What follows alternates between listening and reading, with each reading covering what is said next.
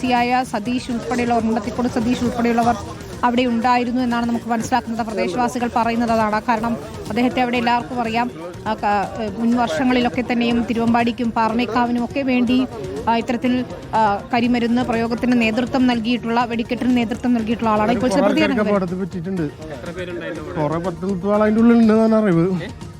ആളുണ്ട്. എത്ര ആൾക്ക് പരിക്ക് പറ്റിയിട്ടുണ്ടെന്ന് അറിയില്ല.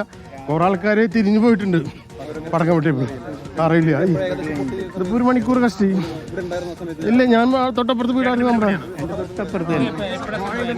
അതായത് 2-2:30 ഭൂമി നമ്മൾ ആദ്യം അപ്പൊ നമ്മള് ക്ലൈമറ്റിന് ഇത് പറയില്ല, മഴ പെയ്യാൻ ഇടിപെട്ടിട്ട് ഫസ്റ്റ് അതാന്ന് വിചാരിച്ചത്. അപ്പൊ കുറച്ച് മുമ്പ് നായ വന്നിട്ട് ഞാൻ ഉണ്ട് കിടക്കുമ്പോൾ നായ വന്നിട്ട് ഡോറെ തട്ടുണ്ട്.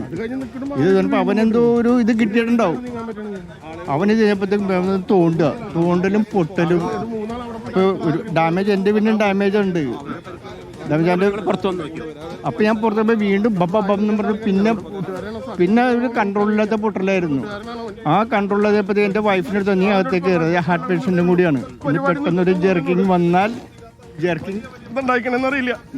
അത്രയും വിഷമത്തിലാണ് ഞാൻ അവനായിട്ട്.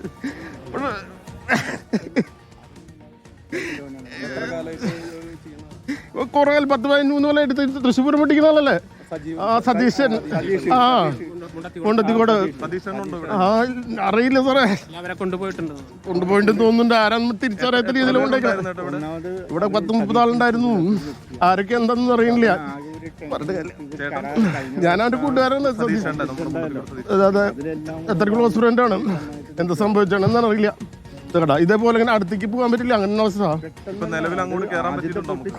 ഇവര് ഈ ഗുണ്ട് വെക്കുമ്പോ തല തിരിച്ചു വെക്കുള്ളൂ.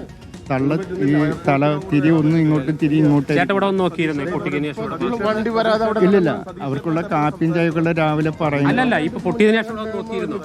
അങ്ങോട്ട് പോകാൻ പറ്റില്ലല്ലോ. എക്സ്പ്ലോസ് നടക്കണ അവര് ഏകദേശം ഒരു 10-35 പേരുണ്ടാവും പണിക്കാരി. അത് പല സെക്ഷനാണ്. ഓല പടക്കവും ഇതായിട്ട് പല സെക്ഷനിലേക്കാണ്. ഗുണ്ട് വേറെ സെക്ഷൻ. ഫസ്റ്റ് ഇവര് കത്തിച്ച് കഴിയുമ്പോഴത്തേക്കും ആദ്യത്തെ സാമ്പിൾ ഒരെണ്ണം പൊട്ടിക്കും. ഇന്നലെ രാത്രി മുതലുള്ള ഒരു ഇതുണ്ട്. പക്ഷെ നമുക്ക് ഒരു പ്രയാസം അടുത്തുള്ളതും.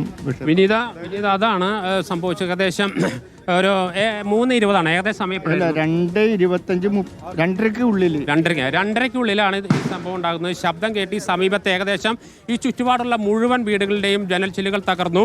ആളുകൾ എന്താണെന്ന് അറിയാൻ കഴിയാത്ത രീതിയിൽ പെട്ടെന്ന് തന്നെ പകച്ചുപോയ ശേഷം ആളുകൾ പുറത്തു വന്നു നോക്കിയപ്പോഴാണ് വലിയ തോതിൽ പുകപടലവും തീയും കയറി വരുന്നത് കണ്ടത്. ശരി ജെയ്സൺ, ഏറെ വേദനിപ്പിക്കുന്ന ദൃശ്യങ്ങളാണ് അവിടെ നിന്ന് വന്നുകൊണ്ടിരിക്കുന്നത്. അതീവ ഗുരുതര സാഹചര്യമാണ്. മുണ്ടത്തിക്കോട്ട് ഉഗ്രസ്ഫോടനമാണ് ഉണ്ടായത്. പലരുടെയും ശരീരഭാഗങ്ങളാണ് ലഭിച്ചിരിക്കുന്നതെന്ന് അറിയുന്നു. അങ്ങനെയെങ്കിൽ അതൊരു ആശങ്കപ്പെടുത്തുന്ന അവസ്ഥ തന്നെയാണ്.